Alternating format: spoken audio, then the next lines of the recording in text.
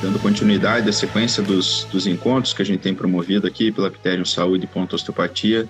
Hoje nós vamos abordar um assunto de acordo também com o famoso efemérides que a gente percorre durante o ano, né, dessas datas específicas. Então, o mês de julho é um mês consagrado à questão da conversa, da discussão, da explanação, da explicação sobre a saúde do homem. Trata-se de um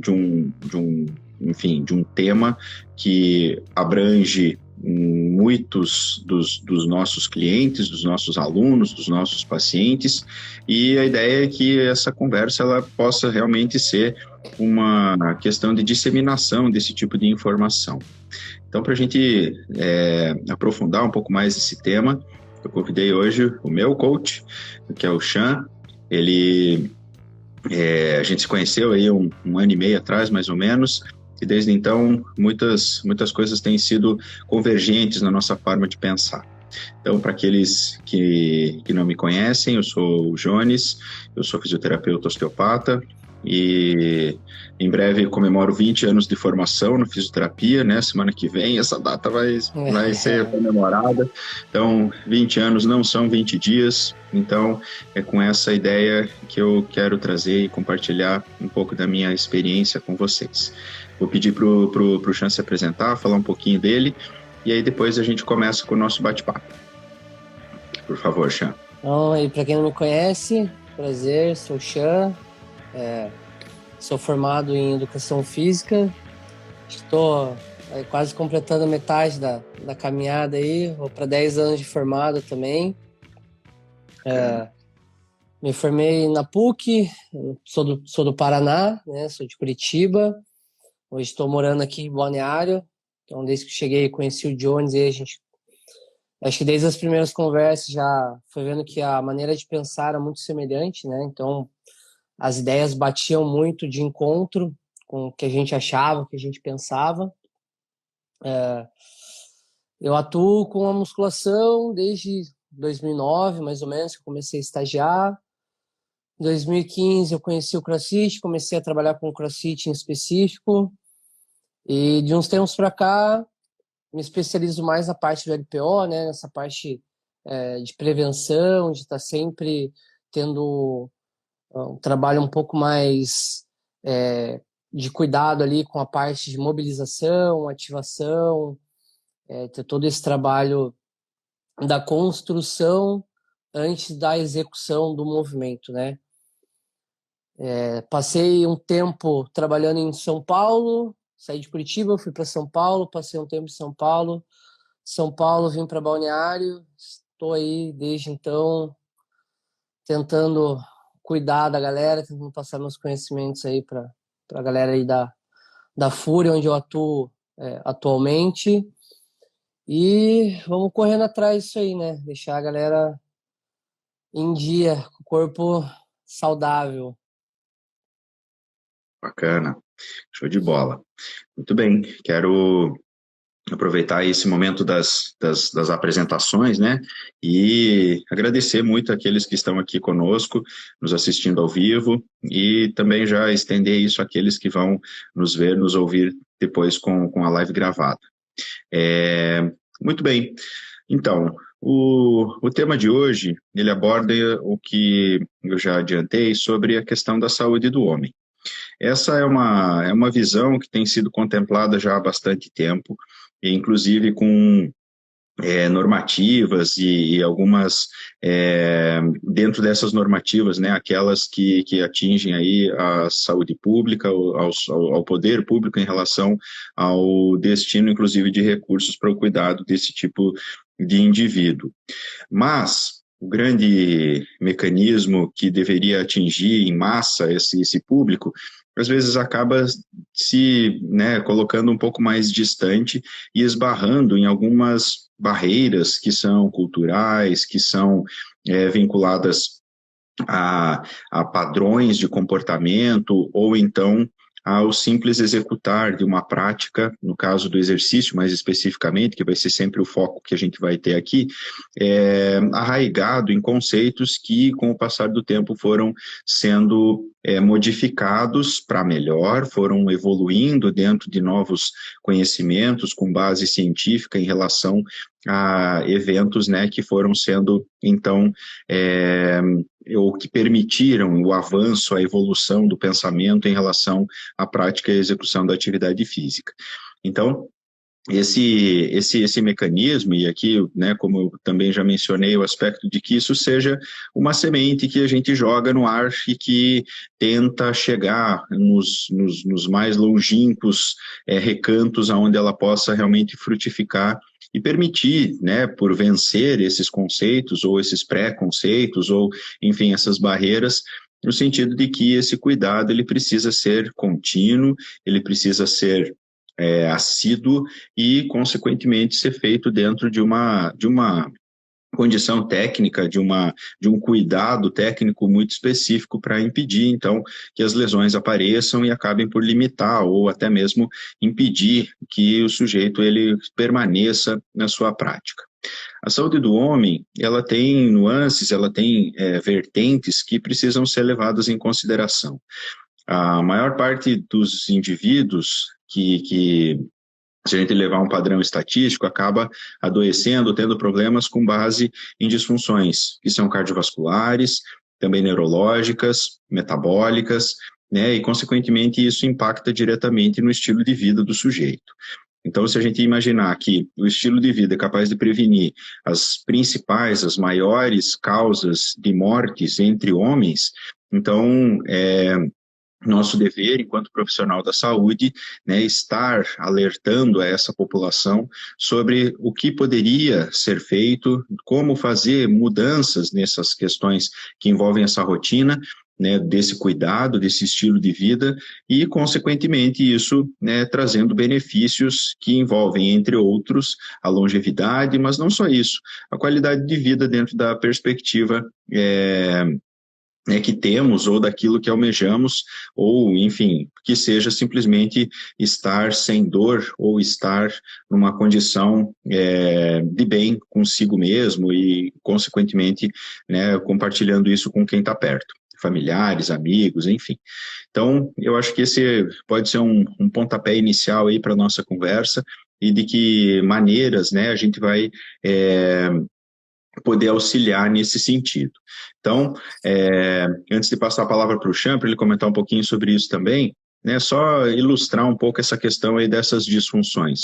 Quando a gente fala em doenças cardiovasculares, a gente está falando de todo o processo que envolve o coração, enquanto bomba propulsora de sangue, em relação ao ritmo do batimento, o ritmo cardíaco especificamente, então as arritmias ou qualquer outro evento associado, como palpitações, que podem levar ao infarto, ao entupimento de artérias, né, tanto as do próprio coração quanto as que podem causar outros tipos de disfunções, como os acidentes vasculares encefálicos, né, o mais popularmente conhecido como derrame, e outros processos, né, relacionados ao retorno venoso, como as tromboses, como, enfim, várias outras disfunções que no estilo de vida saudável, digamos assim, a gente teria uma certa facilidade no controle e no manejo.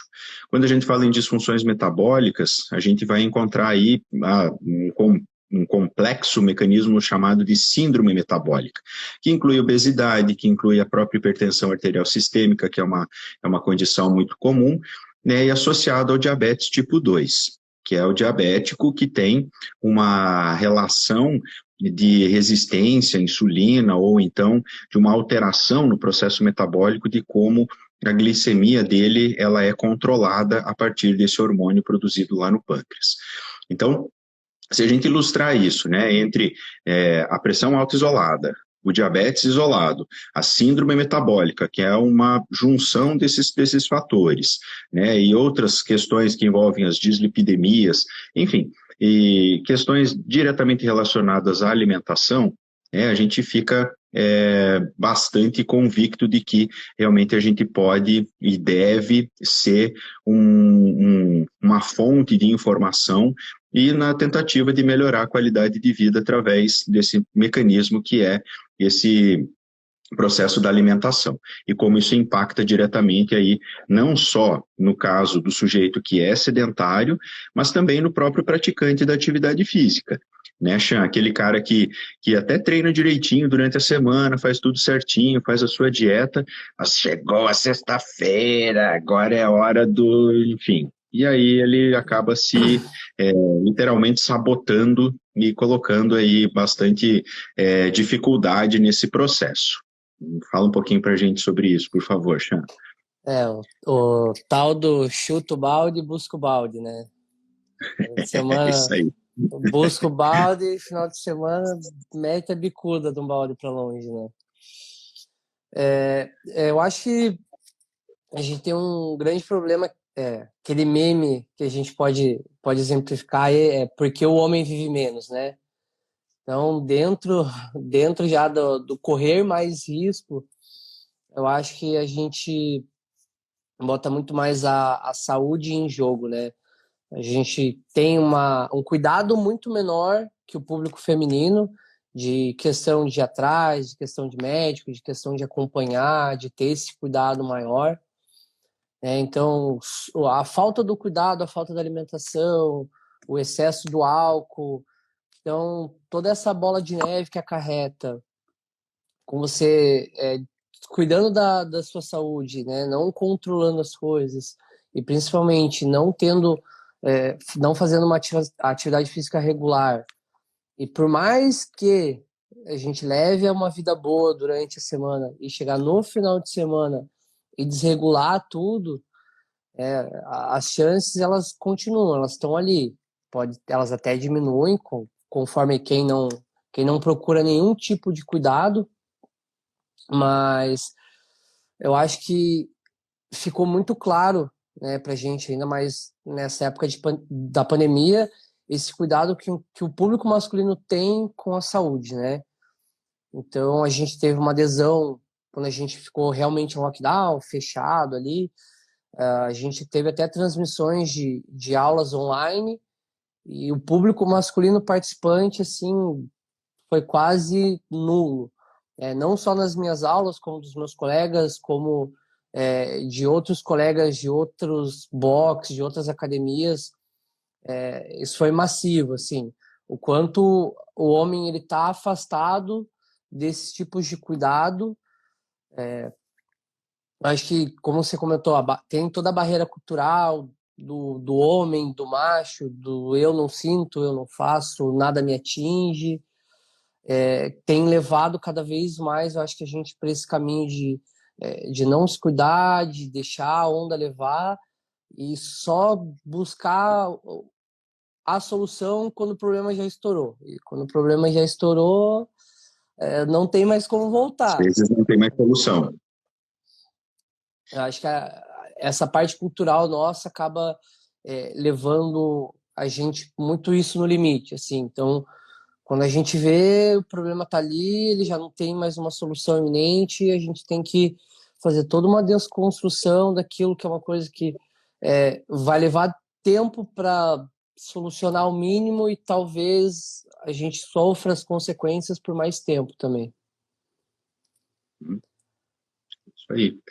E isso acaba impactando, né, em uma série vamos chamar de disfunções, que aí são aquelas, né, que vão chegar lá no meu consultório ou que vão chegar dentro de um processo, né, ao qual o exercício é a solução e é a recomendação, né, no sentido de que caminho seguir, etc., né? Então, o que eu quero dizer com isso? O fato do sujeito, às vezes, ele querer iniciar um trabalho, querer começar uma atividade física e, às vezes, ficar meio perdido em relação a qual deveria ser ou como ele poderia receber esse tipo de orientação, também é um dos tópicos, um dos pontos que a gente gostaria de trazer aqui para essa conversa. né? Como é que a gente poderia indicar uma atividade especificamente, né? Nesse último ano e 7 meses, ano e 8 meses aí, né, que eu comecei a prática do CrossFit especificamente, é, muitos me perguntam, né, às vezes até mesmo colegas de profissão, fisioterapeutas, o quê? Você está fazendo CrossFit? Mas como assim? Isso machuca, isso é, né, uma questão que jamais esperaria isso de ti, isso eu já ouvi também. Enfim, mas eu entendo perfeitamente qual é o comentário e o porquê que ele existe, né? Hoje, estando lá, vivenciando isso diariamente, eu consigo entender qual é essa razão, e que muitas vezes está diretamente ligado a isso que você comentou, Chan, né? Principalmente entre os homens existe aquela de que, né, a carga ou a progressão dela ou o limite, ele está diretamente relacionado ao fato de não haver muito limite e simplesmente, né, não ter paciência quando a gente, né, vai pensar em como progredir dentro da modalidade ou, né, esse não ter paciência, né, a pressa de acaba por queimar etapas dentro desse processo, e isso acaba sendo um dos principais riscos, né, que as pessoas acabam, né, se colocando. Mas não isolando isso apenas em relação ao CrossFit, né, isso vale para qualquer modalidade. Você precisa, Sim, dentro da exatamente. sua característica física, né, entender qual é o seu limite, né, ou como um dos princípios do próprio CrossFit diz que você precisa conhecer os seus limites, né, mas você não precisa necessariamente aceitá-los, né, e encontrar caminhos seguros para que você progrida nesse processo. É mais ou menos por aí? A atividade física, de uma forma geral, ela traz isso, né? Do momento que a gente está praticando alguma coisa que envolve o nosso corpo, a gente está trazendo riscos mediante a prática da atividade física. É claro que alguns esportes trazem riscos maiores, outros menores, né? O CrossFit, o futebol, que tem um pouco mais de contato, o handebol, eles trazem riscos um pouquinho maiores. O vôlei, ele já não tem contato, então ele traz menos.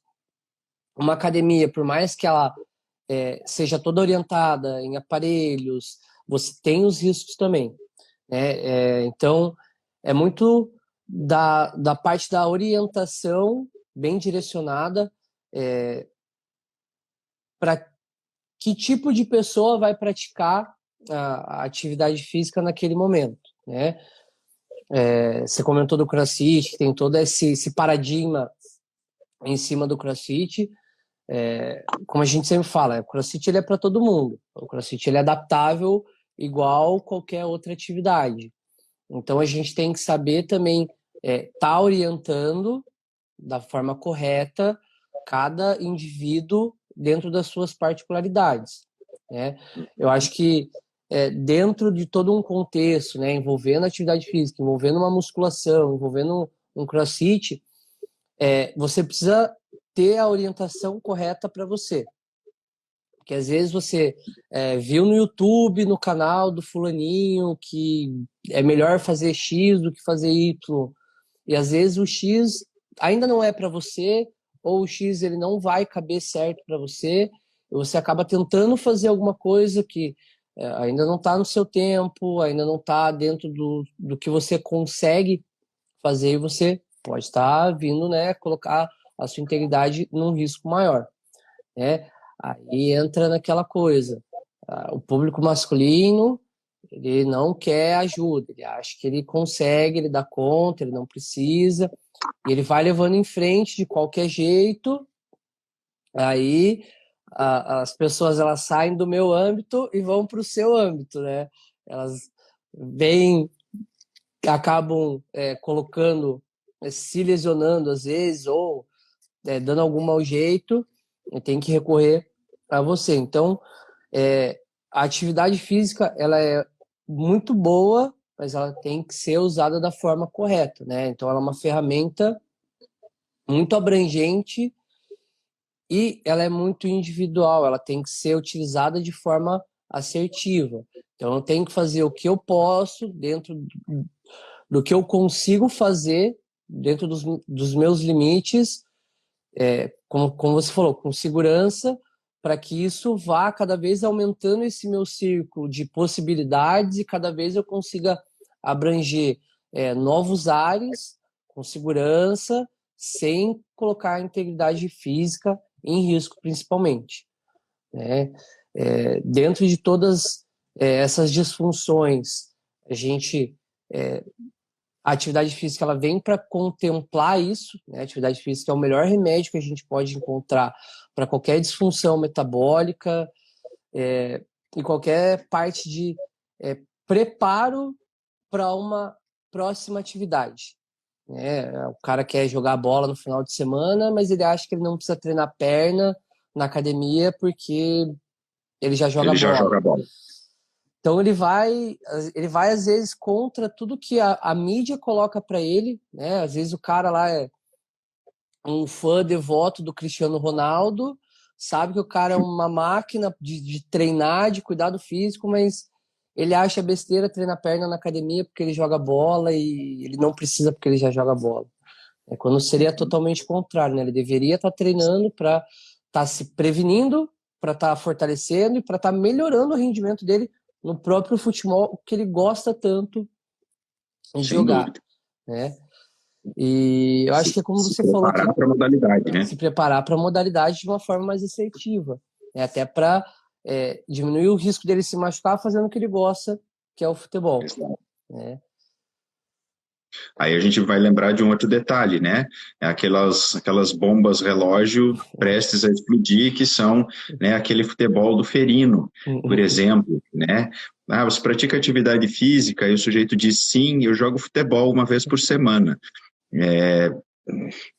Enfim, fica aí o alerta, né, nesse processo, né, que, enfim, na verdade, é como o seu corpo vai entender esse momento em que você está ali se dedicando àquele futebol como, nossa, mas o que está acontecendo? Isso não é algo comum, eu não estou preparado, não estou acostumado, não estou adaptado a essa condição para ser exigido dessa forma e, consequentemente, isso acaba por, né, enquanto a gente é mais jovem, que uma noite de sono praticamente resolve todos os nossos problemas, ok, mas à medida em que o tempo vai passando e esse processo ele acaba, então, sendo um pouco mais lento, né? Aí as coisas tendem a ficar mais complicadas, né? Basta a gente ver, por exemplo, que nesses grupos, né, onde a prática é específica em relação ao futebol, você vai encontrar aí um índice acima de 80%, 90% dos indivíduos já tendo feito, por exemplo, uma cirurgia de reconstrução do ligamento cruzado anterior,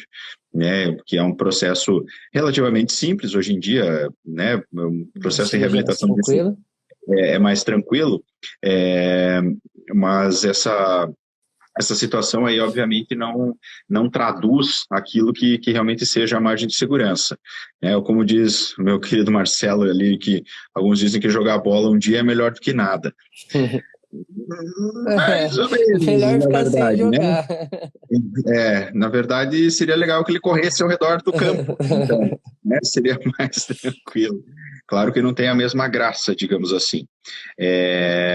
Essa rotina aí, né, ela poderia ser melhorada, ela poderia ser organizada dentro de um processo em que, ok, esse futebol ele acontece ali, mas poderíamos pensar num preparo, numa organização de mais uma ou duas vezes na semana, por exemplo, que já seria aí, de acordo com o que seriam as recomendações, né, que vêm de cima, né, falando aí de ordens da Organização Mundial de Saúde e tudo mais, e todo o processo da fisiologia que se estuda para esse mecanismo, né, para que o corpo ele estivesse realmente em condições ou adaptado, né, principalmente num contexto que você mencionou, que eu acho fundamental a gente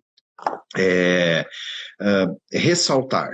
E eu acho que você vai concordar comigo, já que você falou com outras palavras, mas eu vou resumir dentro de uma só, que é a capacidade que os profissionais, tanto fisioterapeutas, osteopatas, mas principalmente eu acho que no campo da educação física, precisam estar atentos, que é a individualidade do sujeito.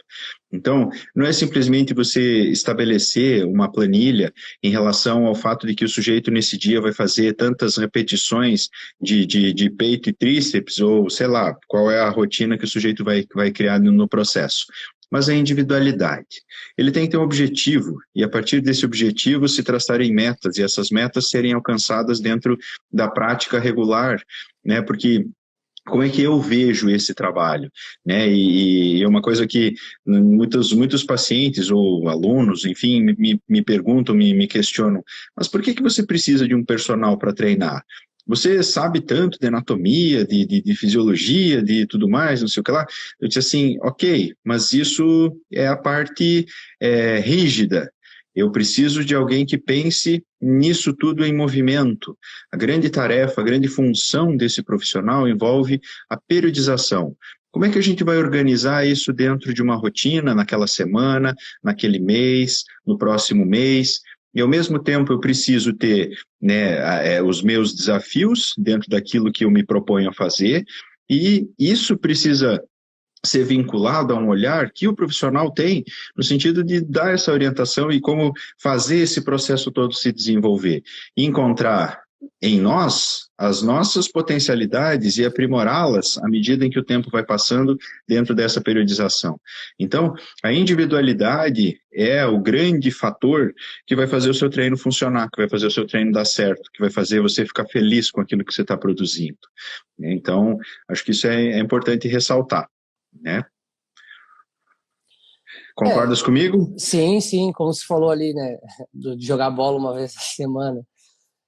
Isso vale, né, para quem joga bola, quem joga basquete aí no final de semana, quem corre, quem pratica qualquer outra atividade, Qualquer qualquer coisa. esporte, qualquer atividade, né? A gente às vezes opta pelo futebol, que é o mais comum, é o que a maioria pratica, né? Acaba sendo a primeira coisa que vem na cabeça.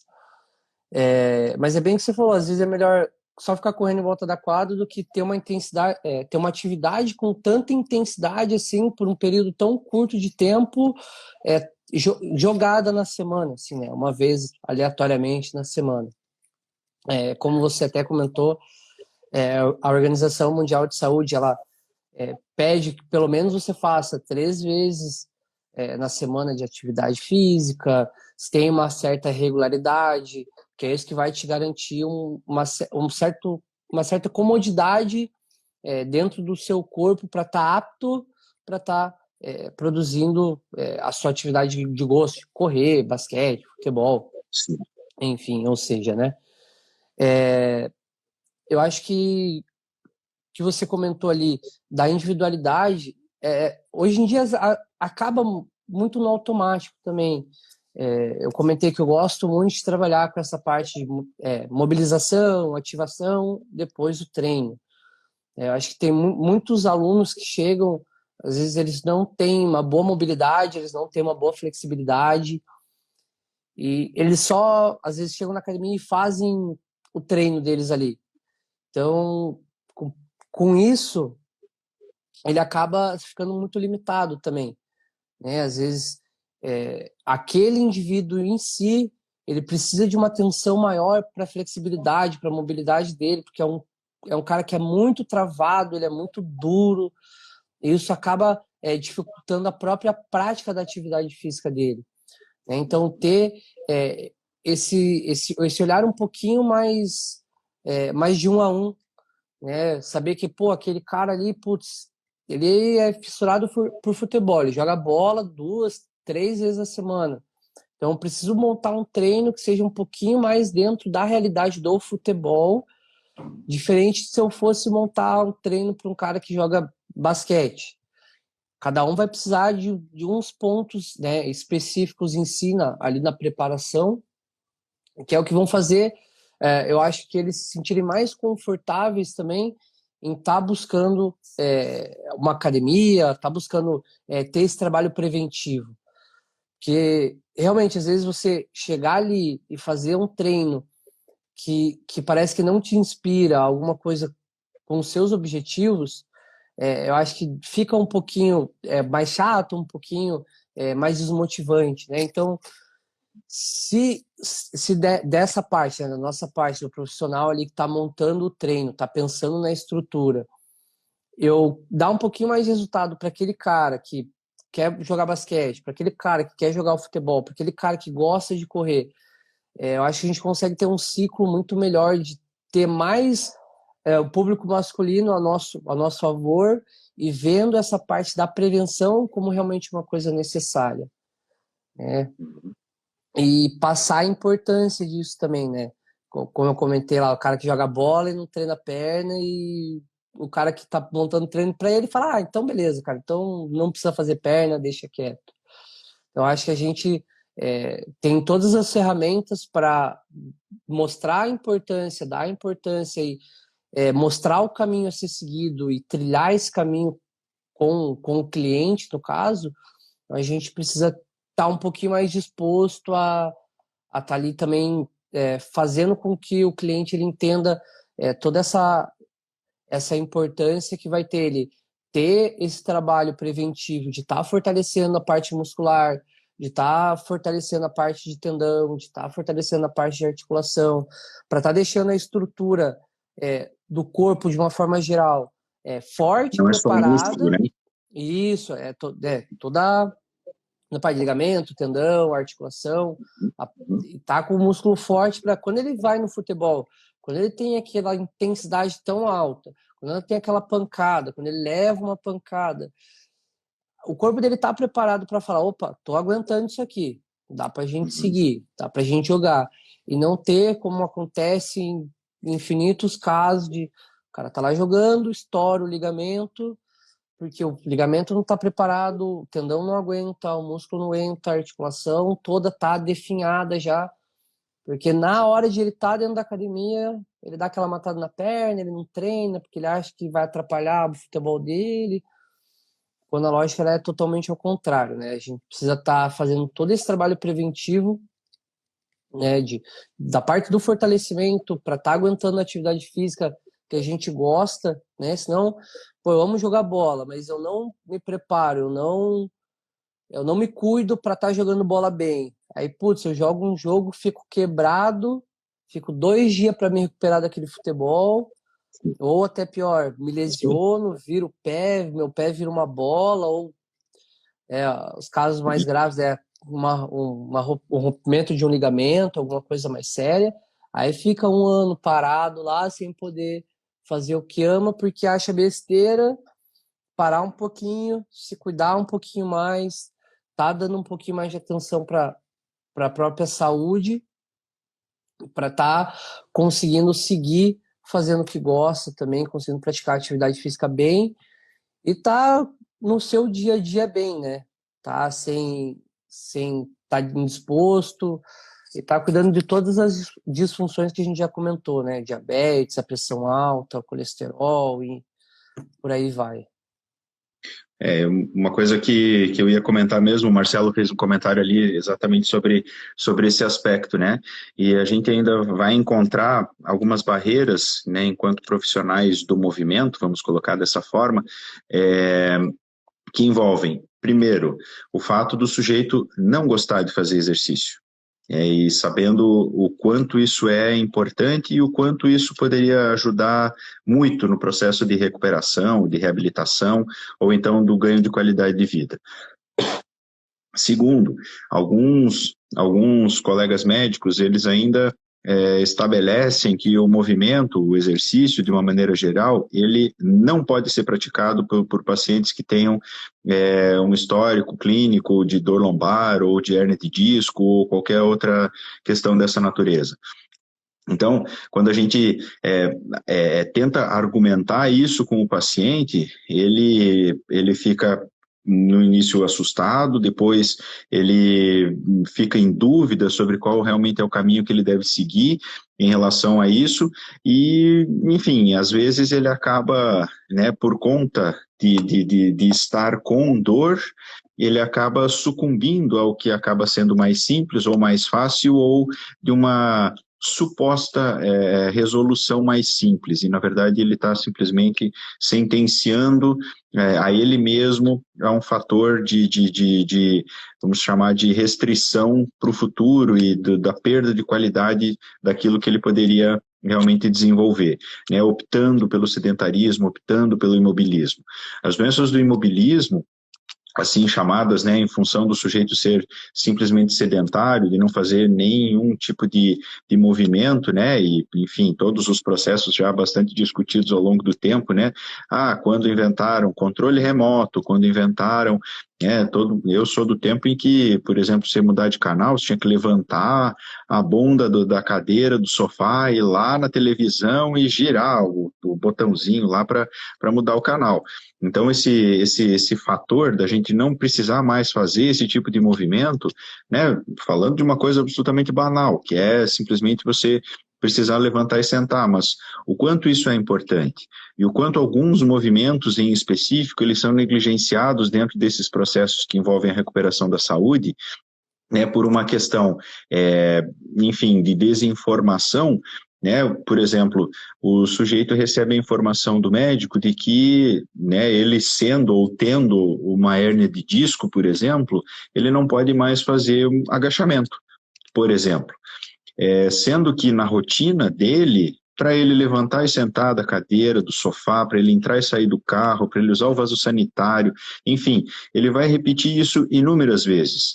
Só que como ele foi totalmente inibido dentro desse tipo de prática, ele acaba perdendo a qualidade do movimento, a musculatura simplesmente deixa de ser ativada, de ser fortalecida dentro daquilo que poderia ser uma resolução, e ele acaba, então, cada vez sentindo mais dor, porque a perda da força dessa musculatura que está presente nesses movimentos que são simples na nossa rotina, vai ser responsável por causar mais dor ainda, né? Porque essa dor, ela pode vir dessa fadiga, ela pode vir desse músculo num padrão isquêmico e por várias outras formas, isso acaba sendo também uma forma de perpetuação desse quadro de dor.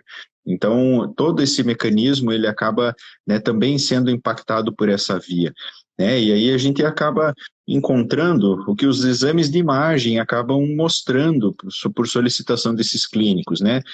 Você tem uma tendinopatia, uma tendinite, uma bursite, ou então, dentro daquilo que a gente vê com mais frequência, né, Chan, as pubalgias, por exemplo, que atingem muito os homens de uma maneira geral, ou então as alterações, né, do ombro, né, as tendinites de supraespinhoso, de infraespinhoso, ou, enfim, a própria dor lombar crônica inespecífica, né, só para citar algumas das questões com as quais eu me deparo com mais frequência, digamos assim.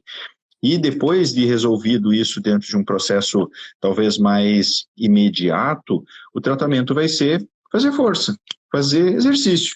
E, consequentemente, o sujeito precisa ser informado de que não é como tomar um anti-inflamatório, que ele toma e 20 minutos depois ele tem um efeito. Só que esse efeito dura outros tantos 20 e poucos minutos algumas vezes, né? Mas que é algo que se constrói ao longo do tempo. E é nesse processo aí que a gente precisa estar alinhado em relação aos nossos pensamentos para poder realmente fazer diferença na vida desses indivíduos. Não sei como é que é a tua casuística aí, né? As disfunções Sim. que você chega a tomar contato. Fala um pouquinho para a gente sobre isso. Eu acho que se apresenta para a gente tanto na musculação, no cross, enfim.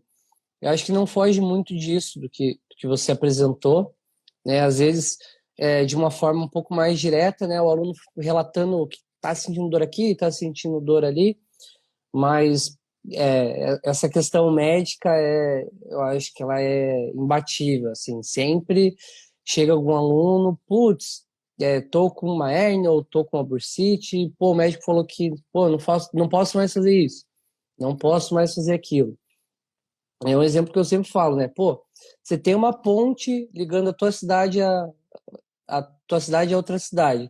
A ponte, ela tá caindo aos pedaços. Você vai fortalecer a ponte, você vai deixar essa ponte mais forte, ou você vai simplesmente abandonar, esperar que ela caia e você não tenha mais como ter acesso né, de uma cidade para outra. Eu acho que a prevenção, né, a atividade física, ela vem muito nessa simbologia, né? Eu acho que a gente pega muito o que sai da fisioterapia, né? Os casos, eu acho que um pouco mais graves, assim, que eles estão mais em evidência. Tem toda a parte de reabilitação, né, com vocês, a parte de osteopatia e reabilitação, né? E a parte de prevenção, quando o aluno está pronto para isso, ele precisa estar fazendo atividade física, né? O cara que não pode agachar porque ele tem uma hernia de disco, na verdade, ele precisa agachar, ele precisa estar fortalecendo. Porque se a região em volta do problema cada vez ficar mais fraca, é a ponte que cada vez ela está caindo mais pedaço dela, né? Ela vai ficando mais fraca, quanto mais fraca ela ficar, ela arrebenta. Se ela arrebentar, não tem mais volta. Então, a atividade física, ela entra nesse sentido de, pô, a ponte ela tá ali, tá fraca, ela tá caindo, ela tá aos pedaços. Pô, vamos ali, vamos fortalecer, vamos passar madeira de novo, vamos concretar, vamos colocar mais pilar, vamos erguer ela, para ela ficar forte e aguentar. Se passava um carro, vamos fazer ela aguentar passar dois. Vamos cada vez deixar mais forte para que, né, essas essas lesões, assim, elas possam cada vez, né, com o tempo sendo minimizadas, a dor vai diminuindo, ela consiga cada vez levar uma vida melhor, sem dor, sem incômodo. É engraçado a gente pensar nisso que o rapaz ele tá com uma hérnia, mas ele não pode agachar, mas a gente tem inúmeros atletas hoje em dia com mais de uma, duas, três hérnias que são atletas de ponta e estão lá figurando e conseguem ter um alto desempenho graças ao treinamento que eles têm, né? Mas eu acho que como a gente já falou da parte individual, né? Analisar caso a caso, qual é a dificuldade daquela pessoa que o médico falou que ela não pode agachar? Qual é o grau da lesão dela? O que é a lesão dela? Diante desse diagnóstico, a gente sabe, putz, beleza, você não pode agachar de certo jeito, mas de outro jeito você pode agachar. Pô, você não pode fazer X movimento porque realmente vai te incomodar, mas tem que fortalecer por um outro âmbito até dar a possibilidade dele estar voltando a fazer o agachamento. Então, quanto mais a gente negligenciar as coisas, pior vai ser. Mais a ponte vai ficar fraca, mais vai ficar difícil, mais vai chegar perto daquele estado onde a gente não consegue mais fazer nada, não tem mais volta. E é justamente isso que a gente não quer. A gente, através desse fortalecimento específico, de acordo com se é uma pubalgia, se é uma hérnia de disco, se é uma lombalgia, ou se é uma bursite, se é uma tendinite, a gente tem todas as ferramentas para estar trabalhando em cima disso e estar fugindo, né, dessa lesão, tá cada vez deixando essa lesão menor e cuidando em cima disso para que a pessoa tenha uma vida mais prolongada, sem dor e que suma, né, esse problema momentâneo, né, em vez de aquela mais ficar tomando remédio, ficar mascarando a dor e não resolver, não solucionar problema nenhum, né, só maquiar. Exatamente. Mas eu acho importante a gente comentar também um outro detalhe, né?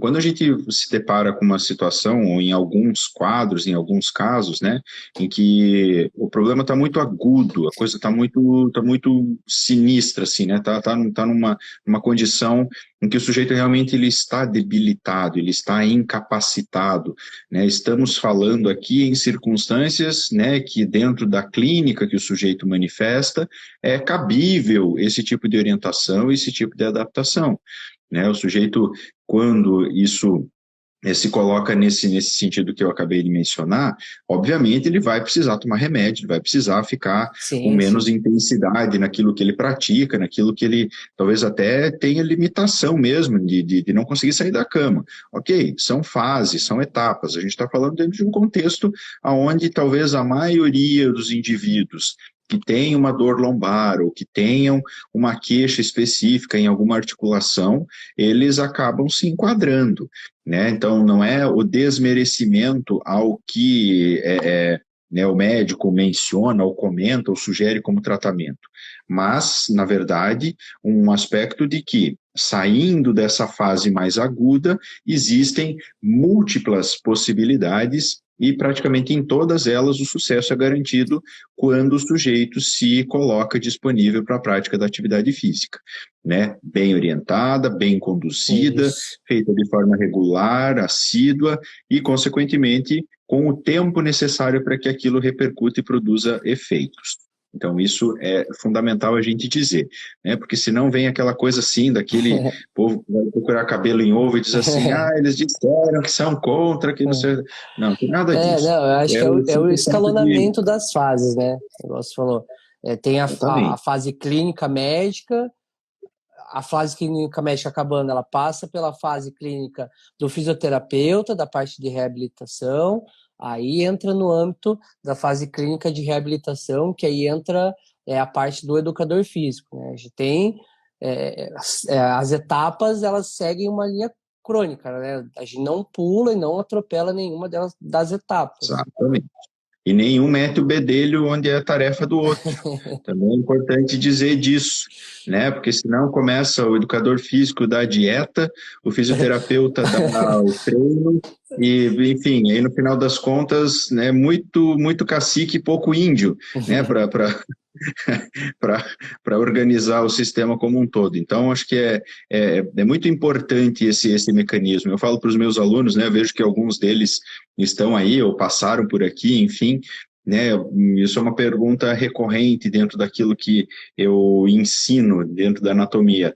Você quer ser um profissional de saúde ou você quer ser um profissional de doença? Isso vale para qualquer profissão, vale para o médico, vale para o fisioterapeuta, vale para o educador físico, vale para todo mundo. Então, quando você pensa dentro de um aspecto que envolve o conceito de saúde, você tem que ir muito além daquilo que seja simplesmente o que aparece no exame de imagem e que você pensa, então, que, né, conhecer tudo aquilo sobre aquela disfunção e aquela patologia. Quando, na verdade, é só uma imagem do momento, né? As pessoas, às vezes, elas chegam com a falsa ideia, né, e isso eu comentei hoje ainda com uma paciente. Ela me disse assim, você acha que a minha dor é por causa da artrose que eu tenho na minha coluna cervical? Aí eu perguntei para ela assim, tá, mas quanto tempo você está sentindo essa dor? Essa dor tem 2 meses. E aí eu disse, então, vamos fazer uma conta juntos aqui? Para você ver a artrose, você precisou fazer um exame de imagem. Quanto tempo você fez esse exame? Há quanto tempo você fez esse exame? Eu fiz o exame ano passado. E nesse período, até essa dor que você está sentindo agora nesse momento, você teve períodos em que você não sentiu dor? Daí ela, sim, a maior parte do tempo depois do exame até agora, pouco tempo atrás, eu não sentia dor. Ou se tive dor quando fiz o exame, depois tratei, foi comigo, enfim, e depois melhorei, eu fiquei boa parte desse período sem dor. E você acha, perguntei para ela, que a sua artrose desapareceu nesse período que você não sentiu dor? Aí ela parou assim e disse, não, ela deve ter continuado ali. Eu disse, então, a artrose, ela pode ser um valor agregado ao quadro que hoje você manifesta como estando ou sendo doloroso, mas ela não é por si só. No teu caso, o fator que desencadeia a dor dentro do processo, mas ela pode ser um valor agregado, ela pode ser um complicador desse processo, né? Situações em que isso acaba gerando um processo degenerativo muito mais intenso, muito mais profundo, realmente podem causar dor. Mas a cartilagem, né, dentro do que se estabelece aí no processo de inervação do tecido, ela não recebe esse tipo de informação. Ela não é capaz de gerar esse tipo de nocicepção, né, que é a informação que o cérebro vai interpretar como dor. Então, significa que a cartilagem degenerada, que é o que a artrose significa, né, ela não causa dor porque ela não tem sensibilidade, ela não tem terminal neural para captar esse tipo de informação. Ela vai passar a doer quando essa cartilagem ela fica a tal ponto profunda naquele sistema articular que acaba por expor o osso embaixo da articulação. E aí o sujeito começa a ter dor por conta desse processo degenerativo. Mas a maior parte desse mecanismo, ele acaba acontecendo de forma silenciosa, né? Só que no exame de imagem isso aparece. E muitas vezes o diagnóstico clínico ele é embasado única e exclusivamente na imagem, e não no exame físico, e não naquela condição que permite ao sujeito manifestar dor dentro de um determinado grau, amplitude de movimento. E a partir disso, então, isso acaba seguindo um diagnóstico, e já tive inúmeras situações de pacientes que foram operados pelo exame e não pelas suas queixas. E acaba que isso não resolve o problema, isso cria outros problemas, na medida em que o sujeito aí, ele, enfim, tem que conviver com um processo invasivo e muitas vezes bastante complicador desse processo. Então, acho que isso é uma questão importante da gente ressaltar, né? Primeiro, o papel de cada profissional dentro da abordagem que vai ter ou fazer. O segundo é que, né, se o sujeito gosta da atividade física, isso é meio caminho andado. Se ele não gosta, ele vai ter que aprender a gostar. É mais ou menos por esse caminho. Não tem muito que a gente, né, seguir, já que o exercício ele é terapêutico, né? E, ao mesmo tempo, é uma questão, às vezes, opcional. Tipo, não vou fazer isso de jeito nenhum, né? Então, ok, então você prefere investir os recursos dentro de uma farmácia do que numa academia ou com o seu personal. Opcional nesse sentido. Muito bem. Jean, eu gostaria que você comentasse um pouco mais sobre a importância desse processo que envolve a mobilidade, né? Eu lembro que quando a gente começou a treinar juntos, isso foi algo muito incisivo, né? Que você insistiu bastante para a gente trabalhar, e queria que você trouxesse isso, né, como né, uma informação técnica mesmo em relação à necessidade que a gente tem de promover esse aspecto da mobilidade como o início da atividade em si, né, e os benefícios que isso causa dentro da organização do corpo. Acho que isso é algo importante da gente ressaltar. Essa parte da mobilidade, eu acho que para quem é do CrossFit, para quem já vivenciou um pouco do CrossFit, já tem uma familiaridade um pouquinho maior, né? Na musculação, eu acho que é uma coisa muito pouco abordada, quase nunca é passada, né? Nem mobilidade, nem flexibilidade. Geralmente você chega na academia, você aquece lá 5 minutos na esteira e vai treinar, faz teu treino e vai embora, né? O processo da mobilidade, resumidamente, né, é o quanto a sua articulação consegue se movimentar. Então, a gente tem graus de movimento na articulação. Quanto menor o grau que a minha articulação pode se movimentar, mais risco eu tenho para a saúde da articulação. Então, quando ela menos se movimenta, menos grau eu tenho, mais chance de eu colocar mais pressão, mais tensão em cima dessa articulação e alguma coisa acontecer, né? Esse processo de mobilidade que eu tanto insisto, né, principalmente, né, nos personagens, eu gosto de passar muito nas aulas. Quanto melhor a minha mobilidade, quanto mais a minha articulação se mexe, mais possibilidade de movimentos eu tenho. Então, quanto maior minha possibilidade de movimentação, o risco de eu me machucar ele é menor. Então, eu consigo ter uma qualidade de movimento muito maior para qualquer coisa que eu vou fazer, né, qualquer atividade que eu vou fazer. Então, exemplo básico lá, vamos voltar no futebol. Quanto menor a minha mobilidade no quadril, de movimentação de quadril, no futebol a gente corre, chuta, abre lateralmente e frontalmente muito as pernas, mais chance de eu ter pressão. Quanto mais chance dessa tensão excessiva na articulação, mais chance de acontecer uma pubalgia, que é uma coisa muito comum quem joga bola, né? Por exemplo. No CrossFit a gente tem muito movimento com o braço em cima da cabeça. Então, se eu tenho pouca mobilidade de ombro, na coluna torácica, quanto menos essa estrutura ela se mexe, certos movimentos eu preciso de muito movimento. Então, se eu preciso ter muito movimento e eu não tenho movimento, é aquela coisa a gente tentar passar a porta com um cabo de vassoura atravessado na frente do corpo, né? Eu não consigo passar a porta como o movimento não consegue acontecer. Então, se eu forçar, esse cabo de vassoura provavelmente quebre. Na articulação, a mesma coisa. Se eu forçar demais, alguma estrutura pode acabar rompendo, alguma coisa pode acabar acontecendo e eu posso acabar me machucando. Então, deveria ser pré-requisito você trabalhar um pouco de mobilidade, né? Sempre bem direcionada.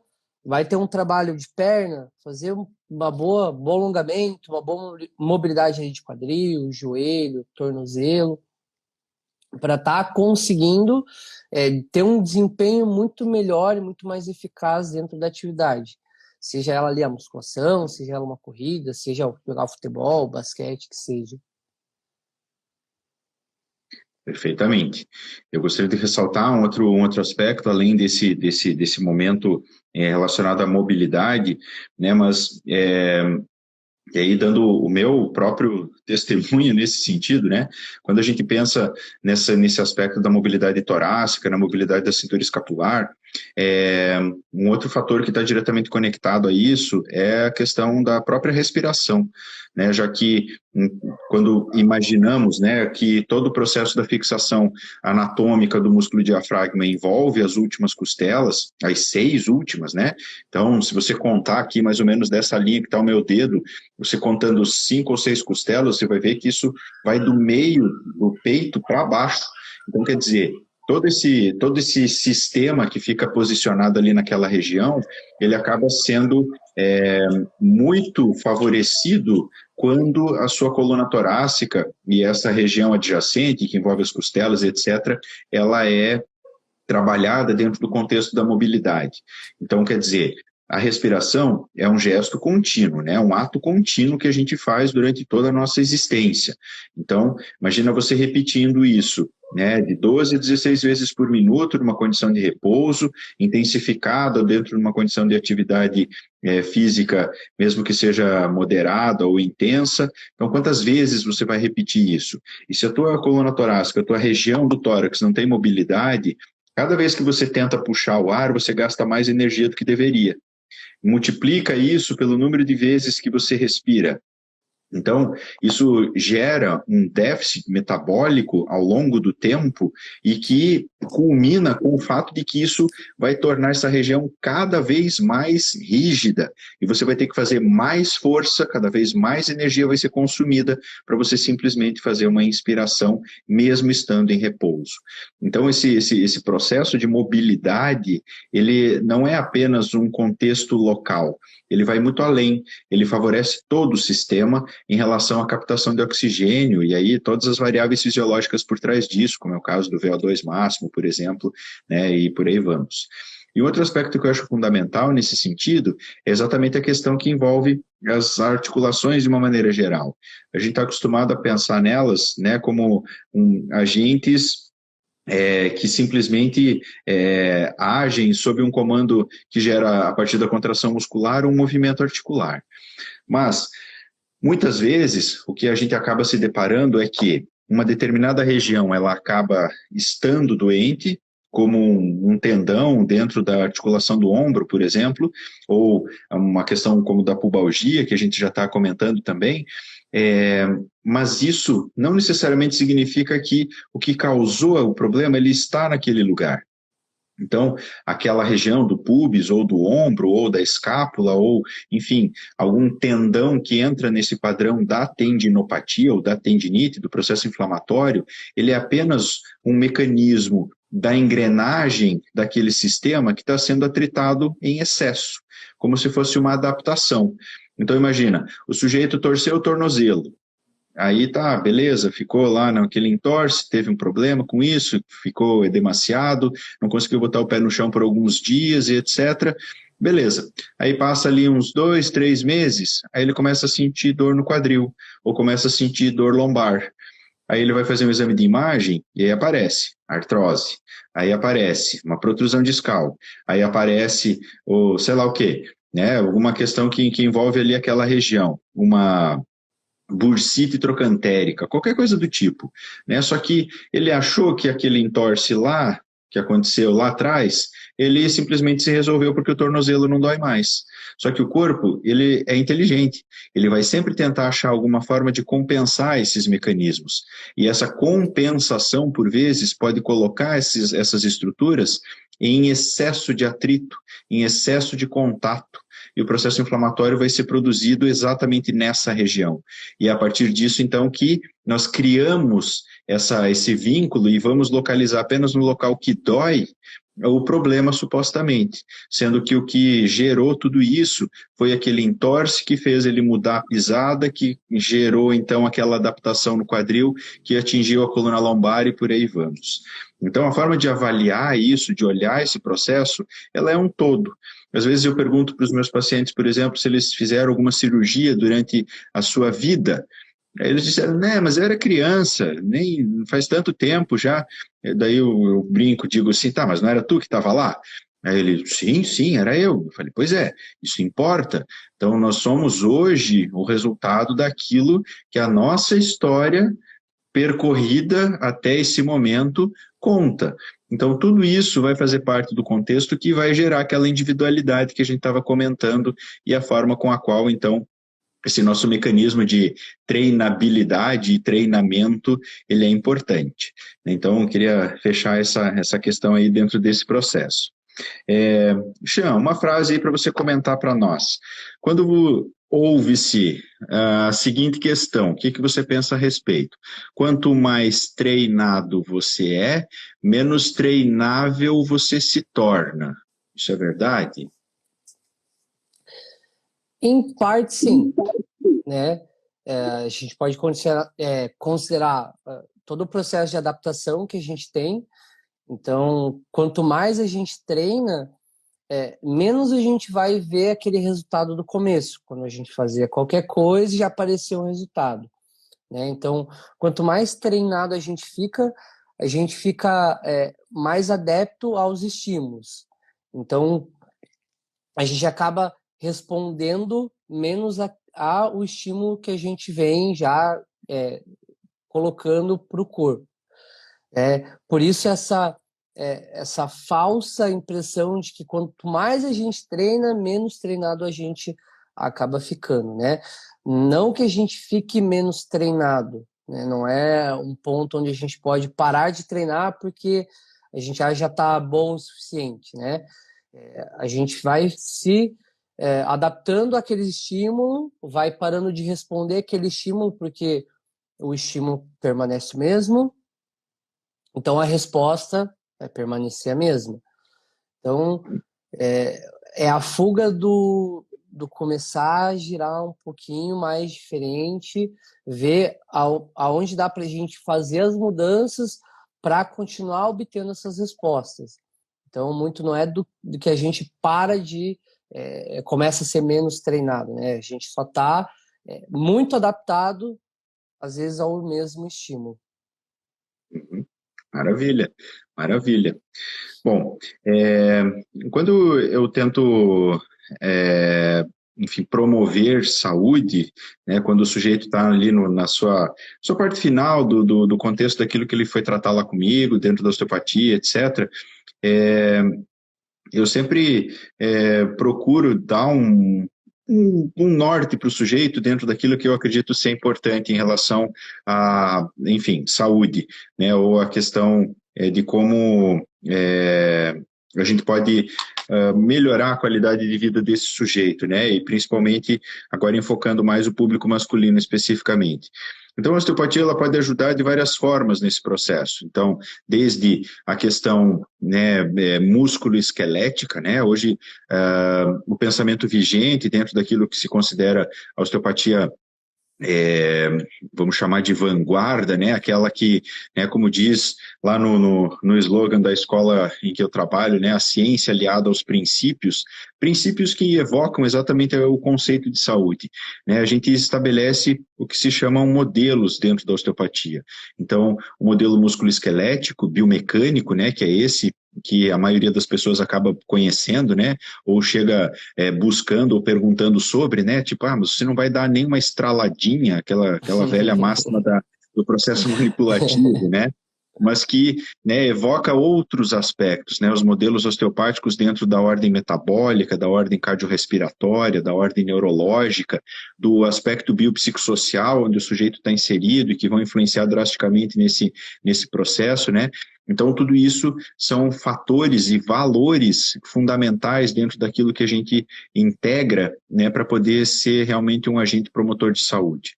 Então, para prevenir isso, a gente sempre vai associar a questão da atividade física, da alimentação adequada, né, sem, vamos chamar de fugiu a palavra, sem extremismos, né, sem o excesso, né, daquilo que se vê hoje em relação a alguns conceitos, né, e além disso, o controle do estresse. Então, são três fatores, três pontos que eu costumo sempre ressaltar dentro daquilo que eu vejo como relevante dentro do aspecto da promoção de saúde e adaptado ao indivíduo dentro daquilo que ele tem como rotina, né? Queria que você também falasse um pouco sobre como você vê isso, né? E que outros aspectos preventivos talvez você pudesse agregar nesse processo. Eu acho que são conjuntos de coisas, né, que vão fazer a roda girar, a engrenagem girar da maneira correta, né? Eu acho que você comentou muito da osteopatia, da parte da manipulação, mas a gente pode, né, exemplo básico, um carro, né? A gente tem que colocar água, a gente tem que colocar gasolina, a gente vai andar com o carro, mas a gente também precisa fazer a manutenção, precisa fazer geometria, balanceamento. Então, eu acho que a gente tem que fazer atividade física para estar estimulando, né, o corpo a estar tendo boas respostas, mas a gente precisa cuidar de um todo. Eu preciso saber o que eu estou colocando para dentro, qual tipo de combustível eu consumo, eu preciso estar ali da parte de osteopatia para estar sempre verificando, pô, tá tudo certo, tá tudo ok, seja na parte de alinhamento ali de articulação, se vê se está tudo alinhado, se está tudo correto, se não está nada Geometria. fora do... Isso, se não está nada fora do lugar. Parte de... Eu acho que essa parte de tensionamento muscular também, que vocês abrangem um pouquinho mais do que, né, igual você falou, só ir dar aquela estraladinha, né? Para ver se não tem pontos que estão tensionados demasiadamente. A gente tem, eu acho que você compartilha da mesma coisa que a gente tem esse lado um pouco psicológico, que a gente escuta muito problema, a gente sabe, às vezes o aluno vem desabafar alguma coisa, então a gente tem essa parte de saber como é que está o nível de estresse dele, às vezes a gente sabe que o cara tá estressado demais do trabalho, ele sempre vai treinar meio naquela ansiedade, meio naquela loucura.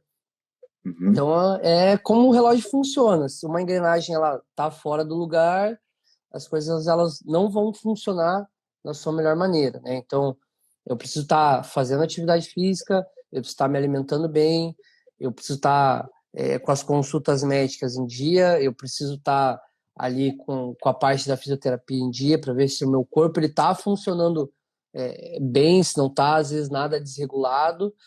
Que é como a gente já falou, acho que cada um tem a sua área de atuação ali dentro do mecanismo e eu consigo ter o meu olhar clínico no que eu pratico, você consegue ter o seu olhar clínico no que você pratica, para conseguir fazer tudo caminhar dessa melhor maneira, né? Então, a gente conseguir cuidar da saúde de uma forma geral. Às vezes, o cara não come bem, mas faz atividade, mas tá sempre cuidando do corpo, tá sempre vendo se tá tudo certo, tá tudo ok. Então, se alguma coisa está em débito, a coisa não vai girar bem também. A gente acaba comprometendo um pouco da saúde. Sem dúvida. Uma questão que vocês sempre falam para a gente, né? Tipo, né? A questão da regularidade, da assiduidade, mas naquele momento assim, tipo, hoje é dia de fazer força, hoje é dia de bater PR. né? Mas você está bem alimentado, você está bem hidratado, você dormiu direito, né? Então, talvez seja um bom dia para você tentar fazer isso acontecer. Né? Caso contrário, você está se expondo a um risco desnecessário e, consequentemente, isso aumenta muito a chance de você se machucar. Né? Então, às vezes as pessoas elas não levam isso em consideração. Tipo, o treino me machucou, eu me machuquei treinando, né? Mas em que circunstância realmente isso estava posto, né, no momento em que tudo isso aconteceu? Então, eu acho que é bacana. Enfim, alguma mensagem que você quisesse deixar, Chan, fique à vontade aí para a gente se encaminhar para o desfecho. Eu acho que uma mensagem um pouco mais direta, né, ao público masculino. Perfeito. Perder aquela falsa visão de achar que a gente é indestrutível, né, e cuidar mais da saúde, tá com os exames mais em dia, parte médica, essa parte clínica, tá procurando atividade física de uma forma de prevenção, né, quebrar esses tabus eu não vou treinar perna porque eu jogo bola, né, enfim, né, todas essas coisas que a gente acha que a gente não precisa fazer, não pode fazer, porque às vezes aquela pensamento, porque eu sou homem, então X ou Y, né? Então, a atividade física era o melhor remédio que vocês têm, que vocês podem ter acesso. Vocês têm inúmeros profissionais à disposição. Procurem, pratiquem. Quanto mais parado vocês ficarem, eu acho que vocês estão mais jogando contra vocês mesmos do que fazendo alguma coisa em prol do bem de vocês. Maravilha. Muito bem. Bom, eu gostaria de finalizar, né, talvez comentando algo exatamente nesse mesmo sentido, de que alguns conceitos e preconceitos e questões históricas ou ideológicas nesse sentido, elas podem ser repensadas, podem ser reorganizadas, e tudo o que você almeja dentro do processo de como a sua vida passa e de onde você quer chegar, né, isso também é frase feita aí, que eu comento com os meus alunos o tempo todo, ainda mais agora nos acadêmicos da medicina mais especificamente, falar sobre a questão de como vocês se imaginam quando vocês ficarem velhos, porque nós vamos ser os velhos que nós construirmos ao longo da nossa vida. Então, essa relação no que se refere ao cuidado da saúde, né, no que é tão frágil, né, dentro da maioria dos quadros que a gente vê, principalmente entre os homens, pode ser ou poderia ser muito mais tranquilo, né? Os homens, numa questão estatística aí, né, eles vivem em média de 7 a 8 anos a menos do que a média das mulheres, muito em função de não haver esse cuidado, né? E isso que a gente pode extrapolar para outras questões, né? Ou quando o fazem em excesso, ou abusam de substâncias, ou, enfim, acabam se deteriorando e se depreciando dentro dessa questão, às vezes, egoísta e narcisista ao mesmo tempo.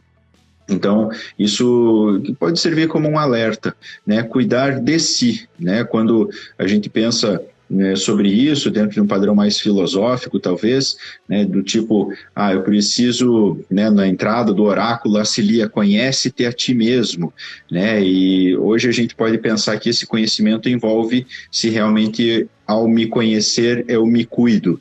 Essa condição é fundamental para a gente envelhecer com qualidade, né? No meu caso, que sou já avançado no processo, mas para quem obviamente não está pensando nisso, mas que pense no seu cuidado, em conhecer-se e cuidar-se, para que isso realmente possa repercutir em qualidade de vida e para que sejamos saudáveis e estejamos saudáveis, ainda mais nesses períodos aí de incertezas como a gente está atravessando. Muito bem, queria muito agradecer a você, Chan, pela tua disponibilidade em participar aqui dessa nossa conversa. Queria agradecer a todas as pessoas que que passaram aqui pela nossa live e já antecipadamente agradecer aqueles que ouvirão e verão isso aí nos próximos dias, já que isso vai ficar disponível para todo mundo, tá bom? Obrigado a todos, obrigado, Chan, mais uma vez, coração, e a gente se vê amanhã cedo, né? Tamo junto. Valeu, obrigado, gente, Tchau, boa noite. tchau, valeu.